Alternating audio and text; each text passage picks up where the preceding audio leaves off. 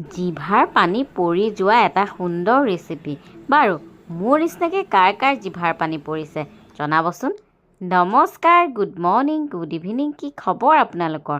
আশা কৰিছোঁ মোৰ নিচিনাকৈ আপোনালোক সকলো ভালেই কুশলে আছে।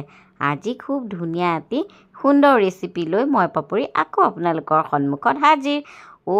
আজি বনাবলৈ লৈছোঁ সুন্দৰ এটি ৰেচিপি, আৰু ৰেচিপিটো আপোনালোকে দেখি গম পাইছেই কি ৰেচিপি, কিন্তু তাৰ আগতে কিছুমান বস্তু যোগাৰ কৰি ল'ব লাগিব নহয় জানো। গতিকে আদা নহৰু ধুনীয়াকৈ পেষ্ট কৰি ল'লোঁ, এটা পিঁয়াজো ধুনীয়াকৈ কাটি ল'লোঁ। তাৰপিছতেই লাগিব এতিয়া বিলাহী দুটা, আৰু ভাবি আছোঁ বিলাহী দুটা ক'ত পাওঁ। বিলাহী দুটা পাই গ'লোঁ। এতিয়া ধুনীয়াকৈ বিলাহী দুটাও কাটি লওঁ ডাঙৰ ডাঙৰকৈ। তাৰপিছত ভাবি আছোঁ ইয়াতে দুটা আলু দিলে নিশ্চয় ভাল লাগিব, আৰু সেইকাৰণে দুটা আলু বাকলি গুচাই কাটি ল'লোঁ। তাৰপিছতে দৌৰ মাৰি গ'লোঁ আৰু মোৰ শাকনি বাৰীৰ পৰা ধুনীয়া লাইজোপাৰ পৰা ৩-৪টা পাত ছিঙি আনিলোঁ। লাই এজোপাই হৈছে, বৰ ধুনীয়াকৈ লাগি আছিলে। তাৰপিছত এয়া ছিঙি আনিলোঁ, আৰু এতিয়া এই লাই সেই মাংসৰ লগত ধুনীয়াকৈ বনাম, আৰু ধুমাধুমকৈ গেছটো ভমককৈ জ্বলাই ল'লোঁ।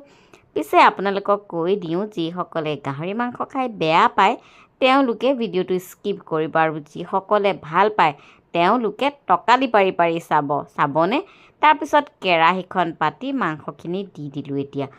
আৰু এটা কথা, মই কিন্তু গাহৰি মাংস বনালে কেতিয়াও মিঠাতেল ব্যৱহাৰ নকৰোঁ। আপোনালোকে দিয়েনে বাৰু জনাবচোন। তাৰপিছতেই যিখিনি বস্তু গোটাই লৈছিলোঁ সেইখিনি ধুনীয়াকৈ এতিয়া তাত দি যাম, আৰু প্ৰকাণ্ড দুটা ৰঙা জলকীয়া আনিছোঁ একদম ইয়াত দিবলৈ। অকণমান মাংস জ্বলা হ'লে খাই ভাল লাগে নহয়নে বাৰু। তাৰপিছতে এয়া ধুনীয়াকৈ মাংসখিনিৰ পৰা তেল ওলাই আছে, আৰু মই ধুনীয়াকৈ ভাজি আছোঁ। ভাজি ভাজি জলকীয়া এটা দি দিলোঁ নহয়।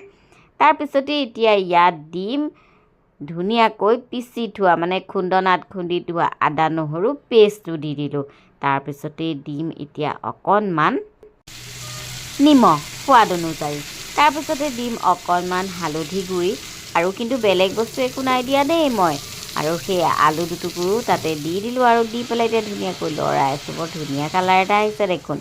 তাৰপিছতে সেই যে বাৰীৰ পৰা অনা লাই মোহাৰি পেলাই তাতে ছটিয়াই দিলোঁ, আৰু কি যে ধুনীয়া লাগিছে নহয়।